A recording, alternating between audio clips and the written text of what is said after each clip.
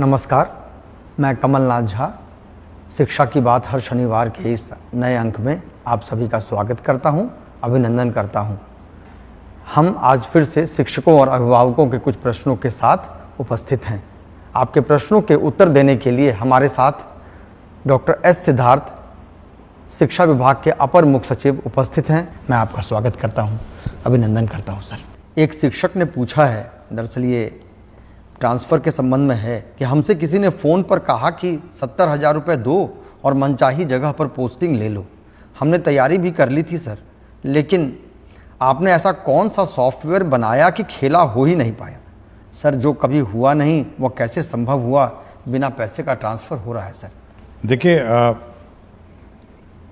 Transfer प्रक्रिया में जो सॉफ्टवेयर उपयोग किया जा रहा है वो फुली कोडेड है, और उसमें ना ही डीओ को पता चलेगा, ना ही डीओ के किसी कार्यालय में किसी को पता चलेगा, और ना ही जिस टीचर का ट्रांसफ़र हो रहा है उसको भी जानकारी नहीं होगी कि किस क्रम में पोस्टिंग आएगा और किस क्रम में वहाँ पर उसके स्क्रीन में, डीओ के स्क्रीन में आएगा। केवल डीओ के स्क्रीन में ये केवल आता है कि ये विषय है और ये इनके ऑप्शंस हैं, इसके अलावा कुछ नहीं आता वहाँ पे। इसलिए मैं भी नहीं पता कर पाऊँगा क्योंकि इतना कोडेड है, और अंतिम में जब फाइनली डीएससी के डायरेक्टर प्राइमरी एजुकेशन के पास आएगा तो इसकी फिर समीक्षा की जाएगी कि वास्तव में ये फार्मूला के अनुसार करेक्ट है या नहीं है। इसलिए यदि अगर कोई झांसा देता है कि हम आपका करा देंगे तो या तो वो साइबर ठगी होगा, जैसे अन्य ठगी नहीं होते हैं कि फ़ोन करके पैसा मांगते हैं, ओटीपी मांगते हैं। तो मेरा अपना अनुमान ये कहता है कि इसी प्रकार का कोई ठग है जो फ़ोन करता है, और मैं देखा था एक दो अखबार में भी किसी ने इसका उल्लेख किया था। तो मैं टीचर से ये कहूँगा कि भाई ये आप आराम से रहिए और किसी साइबर ठग या किसी ठगों के से दूर रहें, और 20 तारीख को उससे पहले भी नहीं, 20 तारीख को आपके इनबॉक्स में आपका जो स्कूल कहाँ आवंटित है वो आ जाएगा, और छुट्टियां मना रहे होंगे टीचर, मेरा उम्मीद है, और मैं चाहूँगा कि वे खुशी खुशी अपना छुट्टी मनाएं और इस टेंशन से दूर रहें, और ठगों से जो परगला रहे हैं उनसे बचें। एक गोपाल प्रसाद राय शिक्षा सेवक हैं, मध्य विद्यालय महंदीपुर, कोचा धामन, किशनगंज से। इनका कहना है कि ये शिक्षा की बात हर शनिवार को का इनको हर एक सप्ताह इंतज़ार रहता है। अभी प्रत्येक जिले में छोटे बच्चे तरह तरह की गतिविधियों से गणितीय समझ को विकसित कर रहे हैं।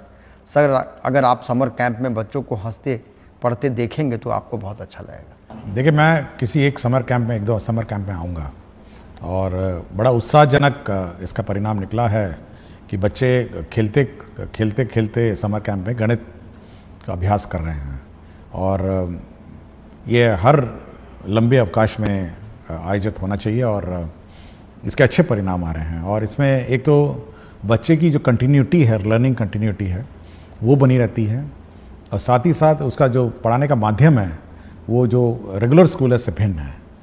तो मैं ज़रूर मैं समर कैंप में आऊँगा और मैं देखूँगा जी। एक गृहिणी हैं, नीता गुप्ता नाम है, मर्दाहा टोली पटना की रहने वाली हैं। इनका कहना है, महाशय मैं एक गरीब परिवार की महिला हूँ। मैंने अपने बेटे का नामांकन माध्यमिक विद्यालय मिर्दाहा टोली पटना में करवाया है एवं हर रोज़ अपने बेटे को नियत समय पर विद्यालय भेजती हूँ, परंतु यह देखकर बहुत ही आहत हूँ कि विद्यालय में पठन पाठन का कार्य नहीं होता है। मेरे बेटे की तरह ही सारे बच्चे कक्षा में बैठकर शिक्षक के आने का इंतजार करते रहते हैं, परंतु शिक्षक कार्यालय में बैठकर बातें करते रहते हैं, जिससे मेरा बच्चा घर आकर मुझे ये कहता है कि माँ, मुझे भी नामांकन प्राइवेट विद्यालय में करवा दो। महोदय, मैं डेली समाचार के माध्यम से आपको देखती हूँ और सुनती हूँ, जिससे मुझे विश्वास होता है कि अब सरकारी स्कूल में भी अच्छी पढ़ाई होती है, परंतु अपने बच्चे की स्थिति को देखकर ऐसा लगता है मानो वो एक भ्रम है। मान्यवर, मेरी आपसे विनती है कि आप अपने लेवल पर इस विद्यालय के पठन पाठन की जांच करें ताकि दोषी सामने आ सके। मैं आपकी सदा आभारी रहूँ। देखिए, ये मैसेज मेरे व्हाट्सएप में आया था, और मैंने अपने ऑफिसर्स को कहा है इस विद्यालय की जाँच करें, और मैंने यह भी कह दिया कि इसके सारे टीचर्स बदल दें। ये भी मैंने कह दिया है कि जो भी टीचर्स यहाँ पढ़ाते हैं पूरे के पूरे बदल दीजिए, और यदि यह बात सत्य निकलती है जांच में तो मैं तो इनको जिला से बाहर निकाल दूंगा। मतलब जो पटना जिला मुख्यालय में बैठे आनंद ले रहे हैं, ये बिल्कुल इस जिले से बाहर चले जाएंगे। तो मैं बिल्कुल स्पष्ट कर दिया हूँ। मैंने ये देखिए बहुत स्पष्ट है और शिक्षा विभाग का बहुत स्पष्ट निर्देश है कि अगर इस प्रकार की शिकायत आएंगी और आप बैठे स्कूल में केवल गप लड़ाएंगे और टाइम पास करेंगे, तो आप ये कंप्लेंट अगर आ गई और उसकी जांच हो गई, तब तक उस जिले से बाहर चले जाएंगे। मैं प्रखंड और पंचायत की भी बात नहीं करूँगा, मैं सीधे जिले से बाहर कर दूँगा। मुझे बड़ा दुख हुआ जब मैं इस व्हाट्सएप में इस महिला, इस गृहिणी का मैंने मैसेज पढ़ा और इमीडिएटली मैंने कहा कि सारे टीचर बदल दीजिए। और हम ये टॉलरेट ही नहीं करेंगे कि कोई इस प्रकार का बर्ताव किसी स्कूल में करे। और मैं बहुत बार चेतावनी दे चुका हूँ और बहुत ही स्पष्ट मैंने अपने डीओ को कहा है कि अगर कंप्लेंट आई और कंप्लेंट में सत्यता आई, तो आप यह सुनिश्चित करेंगे कि पटना जिला अगर उसको मुझे ना पड़े तो कोई प्रॉब्लम नहीं होगा। ये अपने को नज़र आएंगे या अपने को कहीं बॉर्डर जिले में नज़र आएंगे, इतनी दूर हम लोग इनका पोस्टिंग कर देंगे। कोई रियायत नहीं हम लोग कर देंगे। आपको स्कूल में भेजा है, आपको स्कूल में सब सुविधा दी है, आपके घर के स्कूल में, आपके घर के निकट स्कूल में हम लोगों ने पदस्थापन किया है, और उसके बाद अगर आप पढ़ाएंगे नहीं तो फिर ऐसे दूर दराज जाइए जहाँ पे आप पढ़ाने के अलावा आपके पास कोई काम ही नहीं रहेगा। सर, एक राधिका शर्मा हैं, गोपालगंज जिला में शिक्षिका हैं, सिधवलिया प्रखंड एनपीएस बुचिया काली टोला में कार्यरत हैं। इनका कहना है कि महोदय, मेरे साथ एक भीषण दुर्घटना हुई जिस कारण मेरे सीधे पैर के घुटने के सभी लिगामेंट टूट गए और उसके बाद मेरा ऑपरेशन कराया गया। महोदय, मैं 4 जनवरी 2025 से 31 मार्च 2025 तक मेडिकल अवकाश पर रही और इसके भुगतान के संबंध में मुझे किसी प्रकार की सहायता उपलब्ध नहीं करवाई जा रही। देखिए, हम लोगों ने बहुत स्पष्ट निर्देश दिया है। आपने देखा होगा एक अवकाश के संबंध में निर्देश दिया है। अवकाश अवधि में वेतन नहीं रोकना है अनलेस एंड अनटिल नो पे लीव पे कोई है, और यदि अवकाश अवधि में कोई टीचर का वेतन रोकेगा तो उस पर कार्रवाई हो जाएगी। मैं इसका रिकॉर्ड मंगवाऊंगा। आज तो शनिवार है, मंडे को मैं इसका रिकॉर्ड मंगवाऊंगा और इसका रिकॉर्ड मंगवा के मैं एक बार देखता हूं कि क्या क्या कार्रवाई इस टीचर के हुआ है, और मैं जो भी इसके सहायक हैं, जो भी इसको डील किए हैं और जिसके स्तर पर ये लंबित है, हम लोग उस पर कार्रवाई कर देंगे।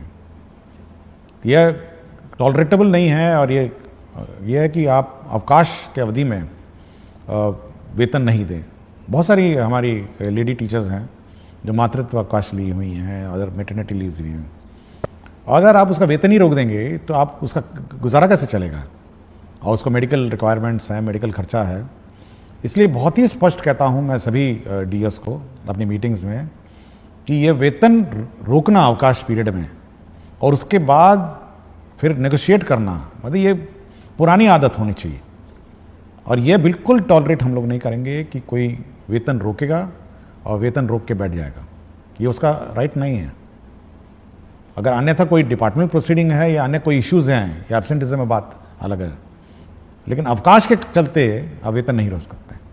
सर, ये एक उत्क्रमित उच्च विद्यालय महावला पंचायत ढोबा मिलिक रुपौली पूर्णिया के एक शिक्षक हैं, साइंस टीचर हैं। ये कहते हैं कि respected sir, greetings, I would like to bring to your kind attention that the building of my school has been incomplete for last 5 years. Our school has an enrollment of approximately 700 students, but due to incomplete construction, regular teaching and learning activities are being severely affected. Therefore, I humbly request you to kindly take necessary action. ये बड़ी अच्छी बात है कि 700 बच्चे school में हैं और स्कूल इनकम्प्लीट है। इसको हम लोग ऑन प्रायोरिटी बेसिस हम लोग जो कार्यपालक अभियंता हैं उसको हम लोग भेजेंगे ऑन मंडे और इंश्योर करेंगे ये टाइमली अब अनदर 1-2 महीने में इसको कंप्लीट हो जाए, ताकि बच्चे को मतलब भवन का अभाव नहीं हो। और इसी प्रकार हम लोगों ने जो इस साल की कार्य योजना भी बनाई है कि जितने भी इस प्रकार के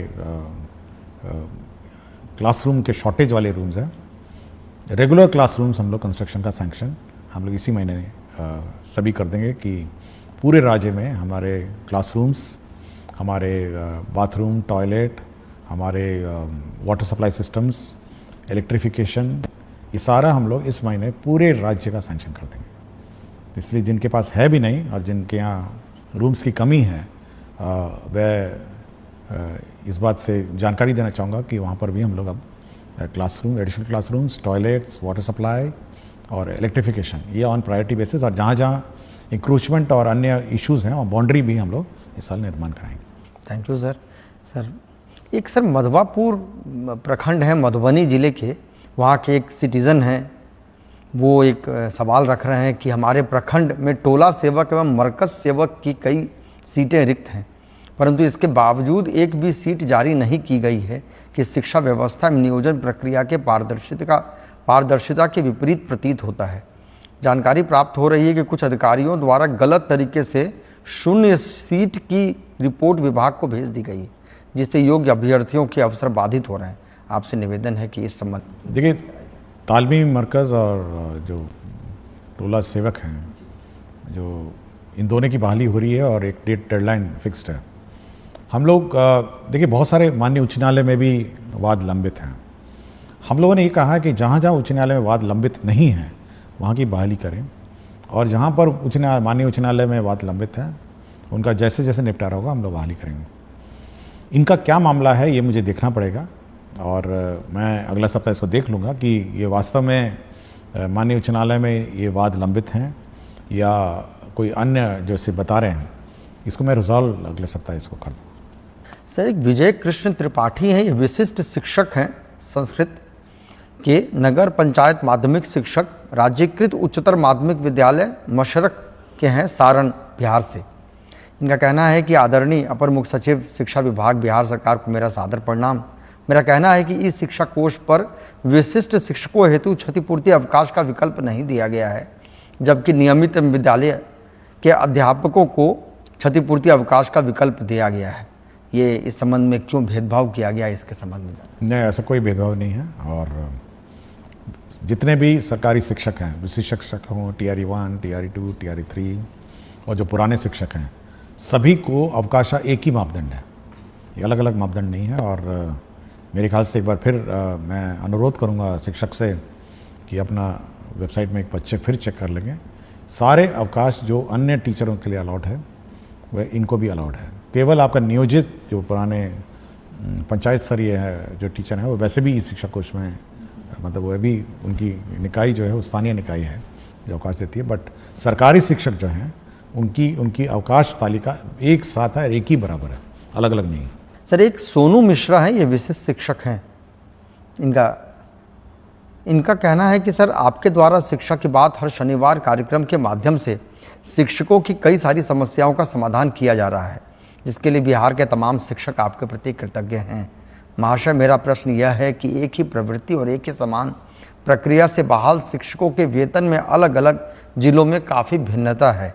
आपसे अनुरोध है कि जैसे आपने विभिन्न समस्याओं का समाधान किया है, ठीक उसी प्रकार वेतन निर्धारण की समस्याओं का भी निराकरण करने की कृपा करें। देखिए, मेरी जानकारी में है ये बात कि वेतन निर्धारण में भी इश्यूज हैं, और हम लोग कोई इस प्रकार का कोई बॉडी बनाएंगे जिनको भी वेतन निर्धारण में आपत्तियां हैं वो वहाँ जाके अपील करेंगे। तो ये बात मेरे संज्ञान में है कि वेतन फिक्सेशन और वेतन का जो इसमें इश्यूज हैं ये है, क्योंकि बहुतों को केवल मूल वेतन पे वेतन मिल रहा है। ये भी मेरी जानकारी, क्योंकि सिस्टम में दिखता है कि मूल वेतन पे आप है, लेकिन जो इंक्रीमेंट्स हैं ये सब है, ये सब नहीं लग रहे हैं। तो इसको हम लोग जैसे ही ये लोग टीचर्स ज्वाइन करेंगे अवकाश के बाद, और कुछ लोग तो नए स्कूलों में ज्वाइन करेंगे, एक बार इसको हम लोग फिर रिजॉल्व करने की कोशिश करेंगे। अभी हम लोग की जो ताबड़तोड़ व्यवस्था है वो ये है कि कम से कम लोगों का वेतन शुरू हो जाए। किसी का पैन नंबर गलत हो रहा है, किसी का आधार मैपिंग गलत हो रहा है, और ये सब बहुत अभी इश्यूज अभी भी हैं, और सक्षमता के साथ इश्यूज हैं, TRE 1 के साथ इश्यूज हैं, किसी ने कुछ प्राण भर दिया, किसी का कुछ प्राण है। तो ये अभी फायर फाइटिंग इसी में चल रही है। तो एक बार ये सेटल डाउन हो जाएगा तो हम इस बात का रिकैलकुलेट कराएंगे हर टीचर का कि उसका वेतन निर्धारण एग्जैक्टली करेक्ट हुआ है, उसमें क्या त्रुटियां हैं, और सुधार करके फिर उसका जो भी अरियर बनेगा हम लोग भुगतान कर देंगे। जी सर एक धीरज कुमार हैं, ये शिक्षक हैं, ये कह रहे हैं कि शिक्षा की बात हर शनिवार में आप अपनी कीमती समय निकालकर हमारी समस्याओं को गंभीरतापूर्वक सुनकर उसका समाधान करते हैं, इसके लिए बहुत बहुत धन्यवाद है। इनका कहना है कि इनका ईपीएफ की राशि वेतन मद से कटौती की गई है, परंतु ईपीएफ अकाउंट में जमा नहीं हुआ है। देखिए, मेरा समय इतना कीमती नहीं है जितना शिक्षक का समय कीमती है, मैं ये मानता हूँ। देखिए, शिक्षक का समय इसीलिए कीमती है कि वो जब समय अपने स्टूडेंट्स को देता है, जो भी देता है या जो अपना समय देती हैं, तो उसका कैरियर और उसका भविष्य बनाती है। तो बहुत टीचर का समय बहुत कीमती है और ये मैं मानता हूँ। और जो पुराने क्वेश्चंस में मैंने देखा कि व्यर्थ में बैठे रहते हैं, तो बड़ा बड़ा दुख होता है ये सब सुन के। तो मेरा इसलिए हमेशा मैं मानता हूँ कि टीचर का समय सबसे कीमती है, उसको स्कूल में बिताना चाहिए और स्कूल में उसको पढ़ाना चाहिए। जहाँ तक ईपीएफ की बात है, मैं जैसे पिछले प्रश्न में मैंने आपको कहा, एक बार ये फाइनली एक बार सेटल डाउन हो जाए तो पुराने जो विशिष्ट शिक्षक शायद ईपीएफ वाले थे तो हम लोग ये रिकैलकुलेट करेंगे कि ईपीएफ में कितना बकाया है और ये इंश्योर करेंगे कि मतलब इसी महीने कम से कम ईपीएफ क्योंकि प्रक्रिया है, तो इसी महीने कम से कम ईपीएफ का हम लोग सुनिश्चित करेंगे कि ईपीएफ की कटौती अपने अपने अकाउंट्स में चली जाए। सर, एक झूमी कुमारी शिक्षिका है उत्क्रमित मध्य विद्यालय मर्धन डांगी, प्रखंड दिघल बैंक, जिला किशनगंज की। ये सर, ये आपकी बहुत बड़ी फैन हैं। महोदय, मैं उत्क्रमित मध्य विद्यालय मर्धन डांगी, प्रखंड दिघल बैंक, जिला किशनगंज की शिक्षिका हूँ। महाशय, एक अनुरोध कर रही हूँ कि जिस प्रकार बच्चों को पोशाक की सुविधा उपलब्ध कराई जा रही है, उसी प्रकार बच्चों को जूता एवं टाई की सुविधा होने से ग्रामीण क्षेत्र के बच्चों के लिए वरदान साबित होता है। महोदय, अपने स्तर से व्याप्त भ्रष्टाचार और लाभी को समाप्त करने का कदम उठाया है आपने, आपको बहुत धन्यवाद कह रहे हैं सर। और इसी प्रकार का एक सवाल सर, जितेंद्र नारायण शार्दुल हैं, ये उत्क्रमित मध्य विद्यालय के शिक्षक हैं। ये इनका कहना है कि इनको स्पोर्ट्स ड्रेस के लिए ये मांग रख रहे हैं, जिसमें लड़कियों के लिए अगर स्कर्ट की सुविधा होती है, जो स्पोर्ट्स खेलने वगैरह में सुविधा होगी, जिसे बच्चे बैगलेस डे के दिन उपयोग कर सकते हैं। तो इस तरह की मांग सर ये दोनों शिक्षकों ने रखी। देखिए, प्राइवेट स्कूल में तो कुछ प्राइवेट स्कूल टाई और जूता पहन के आने को कहते हैं और उसमें अभिभावक का ही खर्चा होता है। देखिए, हर चीज़ के पीछे राशि की उपलब्धता भी इश्यूज है। हमारे यहाँ करीब 2 करोड़ बच्चे हैं, मोटा मोटी 2 करोड़ बच्चे हैं, और जूता, सॉक्स और मोज़ा भी है, मोज़ा, टोपी और टाई, इसका हम लोगों ने हिसाब किताब लगाया था एक बार। इतनी बड़ी राशि हो गई थी कि हम लोग थोड़ा सोचे कि इस पर बाद में विचार किया जाएगा। और मैं कभी कभी फ़ोटो भी देखता हूँ बहुत सारे स्कूल्स में कि अभिभावक ने अपने आप ही, सब लोगों ने खरीद के, टाई खरीद के बच्चों को दिया है। कुछ लोग जूते में भी आते हैं, और मैं लड़कियों को देखता हूँ कभी कभी कुछ स्कार्फ भी पहनी हुई हैं।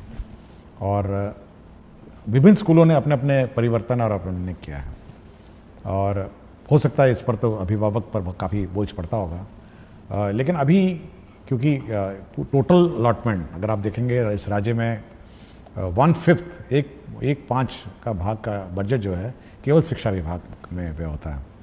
और इतना बड़ा बजट व्यय होने के बावजूद भी फिर जब हम लोग ये कैलकुलेट करते हैं तो ये और उसको आकार और बड़ा कर देता है।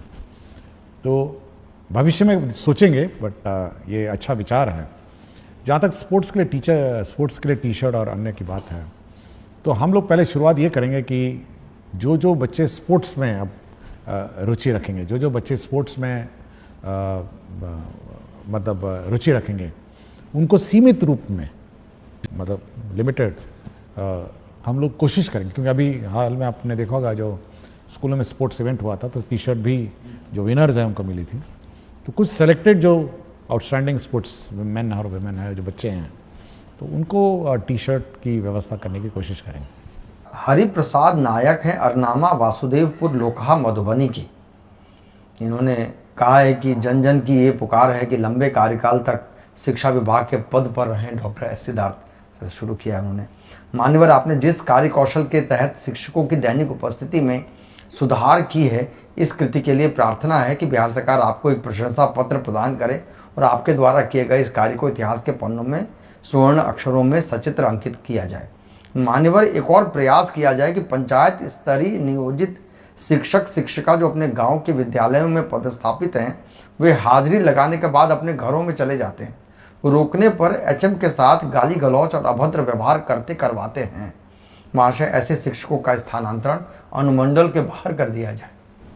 देखिए, मुझे कोई प्रमाण पत्र की ज़रूरत नहीं है और मुझे कोई प्रशस्ति पत्र की ज़रूरत नहीं, और मेरा एक ही प्रशस्ति पत्र होगा। मतलब अगर शिक्षक देना चाहेंगे या अभिभावक देना चाहेंगे, वह यही होगा कि बच्चों को अच्छी शिक्षा मिल जाए, मतलब उसका कैरियर बन जाए और अच्छे अच्छे स्थानों में वो पदस्थापित हो जाए, और एक शिक्षित बच्चा हमारे विद्यालयों से निकले। यही मेरे लिए